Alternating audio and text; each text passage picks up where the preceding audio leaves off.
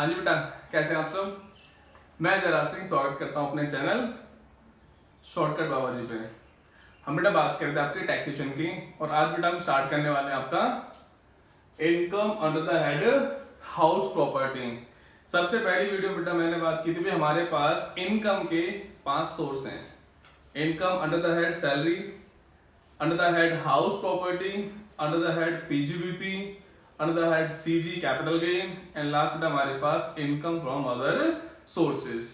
आज बेटा हम बात करने वाले आपके income under the head house property की। भाई जब हाउस प्रॉपर्टी की बात की जाएगी तो हाउस प्रॉपर्टी में आपकी कौन सी इनकम टैक्सेबल होंगी, इसकी बात करते हैं बेटा सबसे पहले। तो देखें बेटा एक बार ध्यान से, कहता है एनी इनकम, भाई हमारे पास कोई भी इनकम हो, एनी इनकम अर्न या बेटा अराइज, या तो बेटा हम अर्न कर चुके हैं या बेटा वो अर्न होने वाली है। कहां से? फ्रॉम हाउस प्रॉपर्टी से। भाई यहां बेटा सबसे पहले बात की आपने, भाई ऐसी इनकम जो आप या तो बेटा अर्न कर चुके हैं या बेटा वो अराइज होने वाली है। कहां से? हाउस प्रॉपर्टी से। अब हाउस प्रॉपर्टी से तो बेटा कई सारी इनकम होती है, तो ये कहता है बेटा हमारे पास such as a rental income shall be treated as income under the head house property। कहता है बेटा हमारे पास अगर मेरी कोई इनकम हाउस प्रॉपर्टी से as a rental income earn या अराइज हुई है, तो according to income tax act 1961 बेटा हम उस इनकम को यहां पे ट्रीट करेंगे income under the head house property की। लेकिन बेटा हमारे पास इनकम टैक्स एक्ट 1961 ने इसके रिगार्डिंग बेटा कुछ कंडीशन प्रोवाइड की है आपको। अगर बेटा आपकी ये कंडीशन सेटिस्फाई होती हैं तो ही बेटा वो आपकी rental income under the head house property में टैक्सेबल होंगी। भाई हमारे पास 3 कंडीशन है आपकी, और 3 कंडीशन बेटा कौन कौन सी हैं? सबसे पहले कहता है बेटा हमारे पास there must be a land और बिल्डिंग। भाई सबसे पहले तो बेटा मेरे पास कोई लैंड या कोई बिल्डिंग होनी चाहिए जिसको बेटा आपको रेंट आउट करना पड़ेगा, लेट आउट करना पड़ेगा। एंड सेकंड कहता है बेटा हमारे पास सबसे main, assessee must be owner of such property. बेटा जिस लैंड और बिल्डिंग की यहां पे बात की जा रही है उस लैंड और बिल्डिंग का असेसी क्या होना चाहिए? असेसी बेटा यहां पे ओनर होना चाहिए। एंड थर्ड एंड बेटा आपकी सबसे मोस्ट इंपोर्टेंट कहता है सच प्रॉपर्टी। कौन सी प्रॉपर्टी? जिस प्रॉपर्टी का बेटा असेसी ओनर है। कहता है सच property may be used for any purpose. आप उस प्रॉपर्टी को किसी भी पर्पस के लिए यूज कर सकते हो, बट नॉट फॉर बिजनेस और प्रोफेशन कैरिड बाय हिमसेल्फ या बेटा असेसी। कहता भाई हमारे पास पहली कंडीशन कहती है सबसे पहले तो बेटा मेरे पास कोई लैंड और बिल्डिंग होनी चाहिए। सेकंड, उस लैंड और बिल्डिंग का असेसी क्या होना चाहिए? ओनर होना चाहिए। उस लैंड और बिल्डिंग को आप किसी भी पर्पस के लिए यूज कर सकते हो। मींस असेसी की बात हो रही बेटा यहाँ पे, असेसी उस बिल्डिंग को, उस लैंड को किसी भी पर्पस के लिए यूज कर सकता है सिवाय बेटा खुद के ही बिजनेस और प्रोफेशन के। ऐसा क्यों कहा गया? अगर बेटा मैं अपनी ही लैंड और बिल्डिंग को अपने ही पर्पस के लिए यूज करता हूं तो बेटा ऐसा तो पॉसिबल नहीं है ना कि मैं खुद को ही रेंट पे करूंगा, बिल्कुल भी नहीं। तो अगर बेटा आप इन तीनों कंडीशन को सेटिस्फाई कर देते हैं तो बेटा आपकी हाउस प्रॉपर्टी से होने वाली इनकम कौन सी? रेंटल इनकम बेटा टैक्सेबल हो जाएगी। कहां पे? Income under the head house property में। अब यहां बेटा हमें समझ में आ गया हमारे पास किस इनकम की बात हो रही है? रेंटल इनकम की बात हो रही है।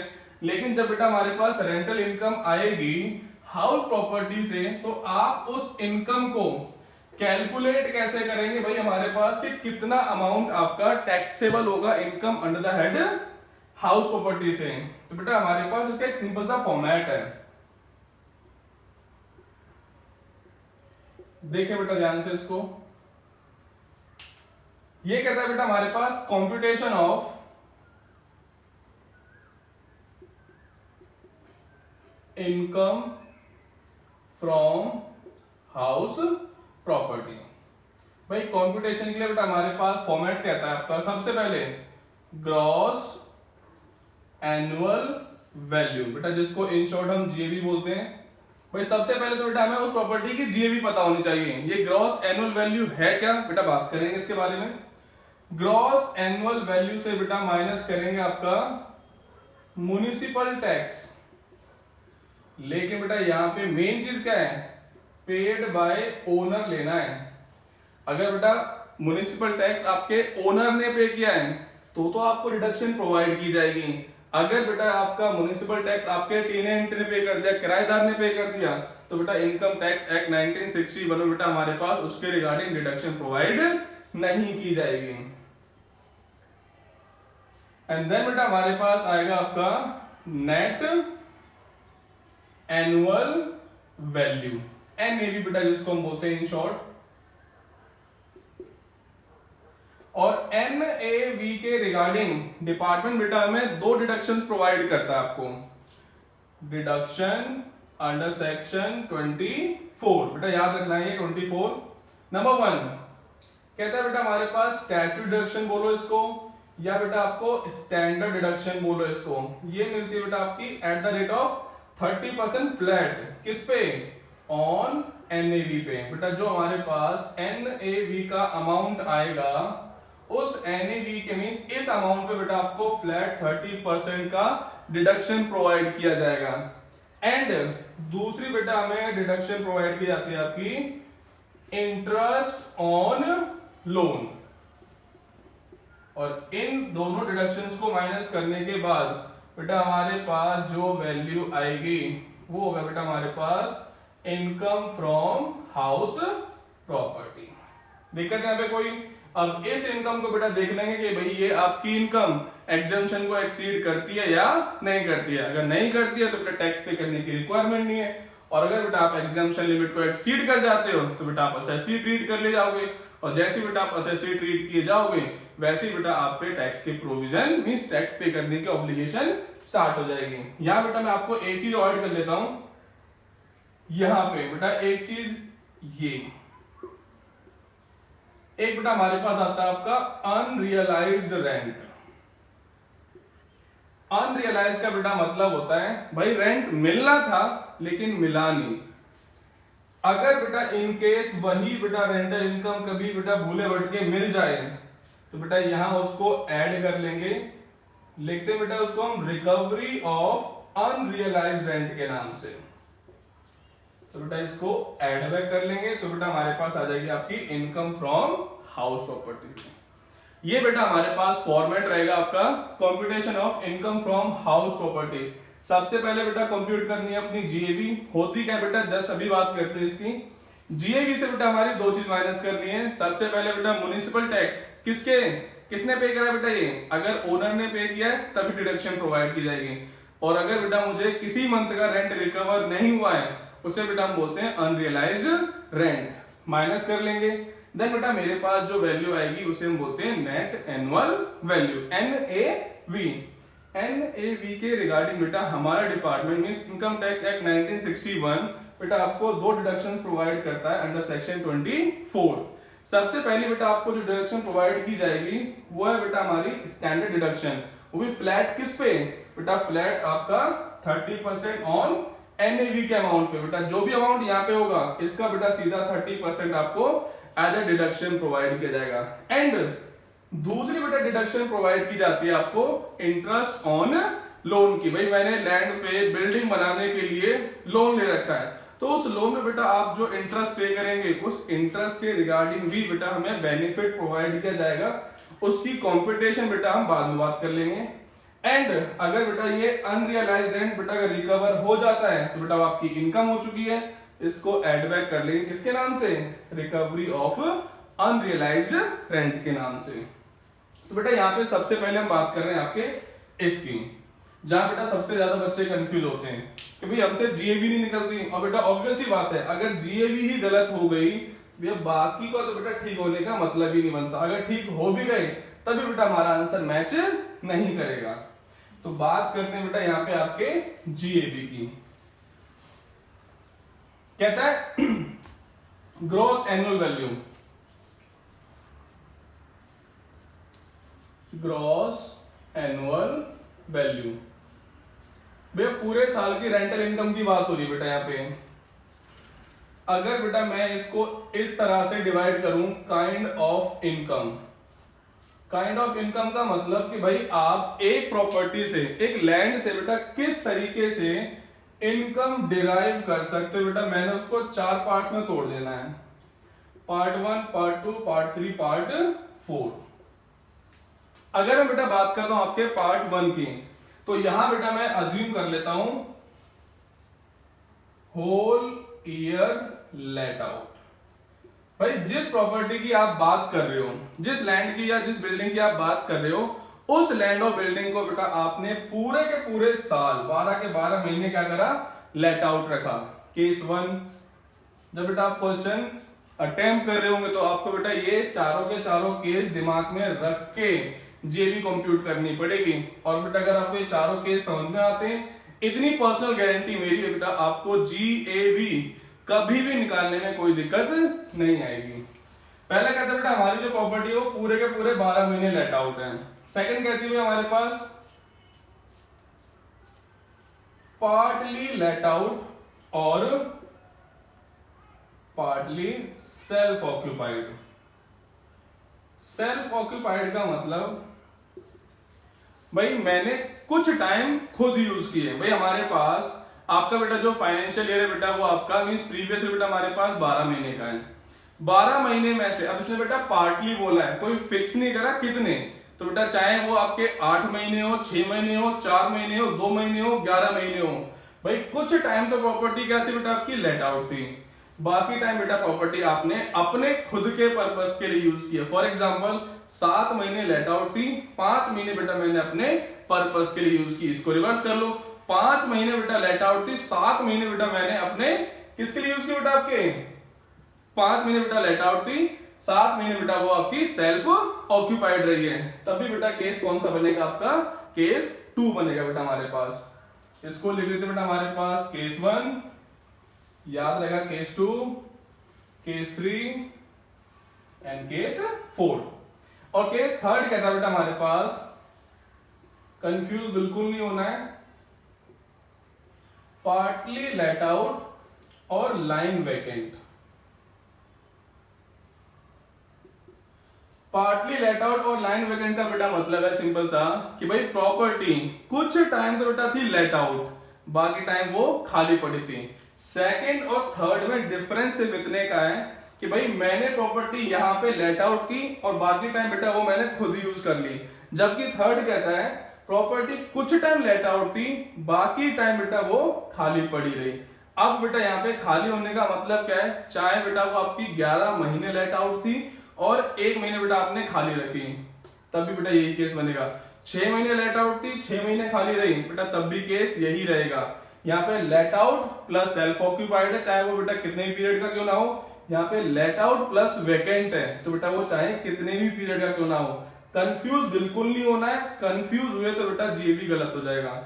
एंड फोर्थ एंड लास्ट बेटा हमारे पास कहता है होल ईयर सेल्फ ऑक्यूपाइड या लाइन वैकेंट। भाई पूरे साल मतलब पूरे साल का मतलब पूरे के पूरे 12 महीने मैंने बेटा प्रॉपर्टी को या तो खुद के पर्पस के लिए यूज कर लिया सेल्फ ऑक्यूपाइड, या बेटा पूरे 12 के 12 महीने मेरी प्रॉपर्टी खाली पड़ी रही, तो वहां से क्या बेटा रेंट जनरेट होगा, बिल्कुल भी नहीं। तो बेटा यहाँ पे आपकी अगर बेटा केस 4 बनता है तो बेटा आपकी जीएबी क्या हो जाएगी, यहाँ पे नील हो जाएगी। देखिए यहाँ पे कोई बिल्कुल भी नहीं। अगर बेटा मैं बात करता हूं केस 1 की, तो बेटा केस 1 में मेरी जो जीएबी आपकी आएगी, जी बेटा यहां पर आएगी आपकी एक्चुअल रेंट और expected rent which ever is higher. Actual rent और एक्सपेक्टेड रेंट। एक्चुअल रेंट का बेटा मतलब होता है जो आपने अपने टेनेंट से कलेक्ट किया है। ये बेटा आपकी इंटरप्रिटेशन होती है भैया, मैंने अपने टेनेंट से कितना कलेक्ट किया है। एक्सपेक्टेड बेटा ये डिपार्टमेंट की इंटेंशन से होता है, ये डिपार्टमेंट चाहता है कि भैया हमारे अकॉर्डिंग आपकी प्रॉपर्टी से इतना रेंट तो बेटा मिनिमम आना चाहिए था। तो बेटा एक्सपेक्टेड रेंट कैलकुलेट अभी करते हैं। तो अगर हम बात करते हैं बेटा, अगर मैंने प्रॉपर्टी को 12 के 12 महीने लेट आउट रखा है तो वहां से बेटा जो मेरी जीएबी जनरेट होगी वो कहता है बेटा हमारे पास एक्चुअल रेंट को कंपेयर करो एक्सपेक्टेड रेंट से, और इन दोनों में जो वैल्यू बेटा आपकी ज्यादा होगी वही आपका जीएबी होगा। दिक्कत यहाँ पे कोई? भैया कोई दिक्कत नहीं है। एंड सेकंड कहता है बेटा हमारे पास भाई प्रॉपर्टी कुछ टाइम तो लेट आउट थी और कुछ टाइम बेटा वो मेरी सेल्फ ऑक्यूपाइड है। तो यहां बेटा मेरी जो जीएबी आएगी सेम एक्चुअल रेंट और expected rent which ever is higher. बेटा एक्चुअल रेंट हमारे पास गिवन होगा, एक्सपेक्टेड बेटा हमें निकालना पड़ेगा। निकालते कैसे हैं अभी बात करेंगे बेटा इसकी भी। लेकिन अगर हम बात करें बेटा प्रॉपर्टी कुछ टाइम लेट आउट रही है एंड बाकी टाइम बेटा वो मेरी खाली रही है, तो यहां बेटा मेरे पास जो जीएवी बनेगा बेटा वो आपका एक्चुअल रेंट होगा। एक्चुअल रेंट मतलब कि अगर बेटा मेरी प्रॉपर्टी 8 महीने लेट आउट है, 4 महीने खाली रही है, तो 8 महीने का बेटा मेरे पास जो रेंट आएगा वही बेटा मेरी एक्चुअल रेंट होगी, वही बेटा मेरी जीएबी होगी। दिक्कत यहाँ पे कोई? बिल्कुल भी नहीं। अब मेन बेटा यहाँ पे दिक्कत क्या आती है भैया, बच्चों को दिक्कत आती है एक्चुअल रेंट तो हमें पता है, एक्चुअल रेंट का तो मतलब बेटा सिंपल सा ये हो गया भैया मैंने जितने महीने का रेंट कलेक्ट किया है वो मेरा एक्चुअल रेंट है।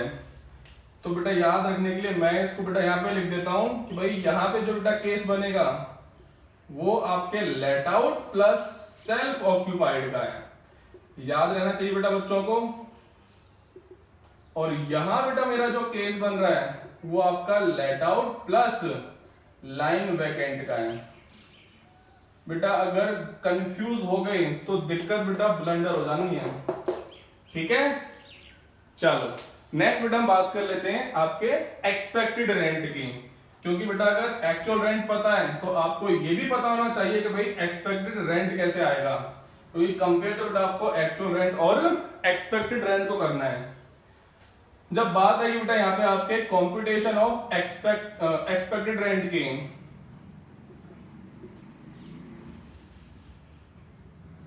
एक्सपेक्टेड रेंट, तो बेटा इसके लिए हमारे पास डिपार्टमेंट कहता है भैया हम आपको बेटा कुछ फिगर प्रोवाइड करेंगे जिनको आपको कंपेयर करना है। सबसे पहले कहता है बेटा हमारे पास म्युनिसिपल वैल्यू, एमवी, और फेयर रेंटल वैल्यू। भैया आप इन दोनों को कंपेयर करो।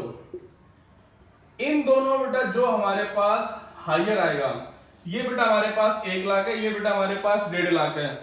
1 लाख और 1.5 लाख में बेटा हायर कौन सा हमारे पास? भैया ये है। अगर बेटा मैं इसको रिवर्स कर लूं, भैया हमारे पास एफआरई बेटा आपकी 1 लाख, म्युनिसिपल वैल्यू बेटा आपकी 1.5 लाख, तो विच एवर इज हायर, भैया हमारे पास म्युनिसिपल वैल्यू हायर है। तो इन दोनों में बेटा जो वैल्यू आएगी उसे कंपेयर करेंगे, इसको ले लिया बेटा हमने। और इन केस अगर बेटा कभी हमारे पास गिवन होता है आपका स्टैंडर्ड रेंट, तो बेटा स्टैंडर्ड रेंट के साथ इस हायर वैल्यू को जो इन दोनों में आएगी बेटा हमारे पास, और इस हायर वैल्यू से बेटा हम कंपेयर करेंगे आपके स्टैंडर्ड रेंट को। इन दोनों में बेटा हमें लेना आपका which ever is lower. Higher value और स्टैंडर्ड रेंट बेटा हमारे पास जो आएगा वो आपका विच एवर इज लोअर आएगा, और जो बेटा लोअर वैल्यू आएगी यही बेटा हमारे लिए आपका एक्सपेक्टेड रेंट होगा। और एक्सपेक्टेड रेंट को बेटा किससे कंपेयर करना है? मुझे करना है बेटा उसको एक्चुअल रेंट से। तो बेटा मेरे पास जीएबी आ जाएगी केस 1 में और आपके केस 2 में। यही बेटा एक चीज और बात कर लेते हैं, कई बार बेटा हमारे पास एफआरबी गिवन नहीं होती, तो एफआरबी के लिए बेटा डिपार्टमेंट कहता है एक्सपेक्टेड है बेटा ये, तो भैया हमारे पास मंथली रेंट इनटू बेटा आपका 12, जो बेटा हमारे पास वैल्यू निकल के आएगी वो बेटा आपके FRV की वैल्यू होगी। दिक्कत यहाँ पे कोई बिल्कुल भी नहीं। कॉम्पिटिशन ऑफ GAT आ गया। हाउस प्रॉपर्टी बेटा हमारे पास कौन कौन सी इनकम टैक्सेबल होंगी, दिक्कत यहाँ पे कोई, ठीक है। बाकी बेटा हमारे पास इस फॉर्मेट में बेटा जो बचा है उसको नेक्स्ट वीडियो में बेटा कंप्लीट कर लेते हैं। एंड अगर बेटा आपको वीडियो पसंद आ रही है, आप और वीडियो चाहते हैं तो बेटा मुझे कमेंट सेक्शन में बता सकते हैं कि किस टॉपिक बेटा आपको वीडियो चाहिए। एंड सबसे बेटा हम्बल रिक्वेस्ट है कि आप मेरा चैनल सब्सक्राइब करें। Thank you so much.